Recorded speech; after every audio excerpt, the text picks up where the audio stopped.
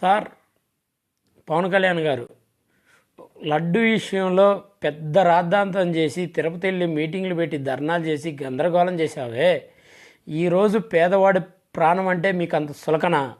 పవన్ కళ్యాణ్ గారు, పేదవాడికి సౌకర్యాలు కల్పించలేని మీ కూటమిలో ప్రభుత్వం దేనికి సార్? పోలీస్ శాఖని కేటాయించలేక, లేదా మీ చైర్మన్ అయినటువంటి బిఆర్ నాయుడు గారు అక్కడ వసతులు కల్పించలేని ఇంత దుస్థితికి తీసుకొచ్చారే తిరుపతిని? రోజుకు 4 కోట్లు 5 కోట్లు వచ్చే ఆదాయం ఎటుపోతుంది సార్?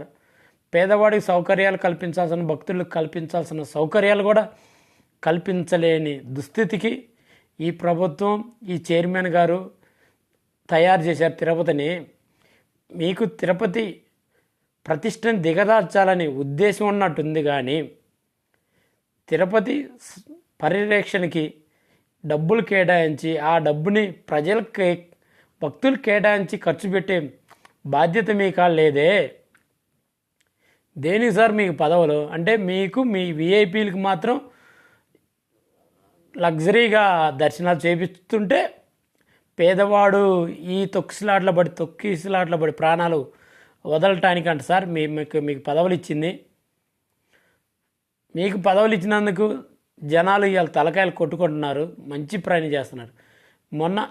గతంలో 29 మంది ప్రాణాలు తీసేశారు పుష్కరాలప్పుడు. మళ్ళీ ఈరోజు 6-7 ప్రాణాలు పోయి ఉన్నాయి.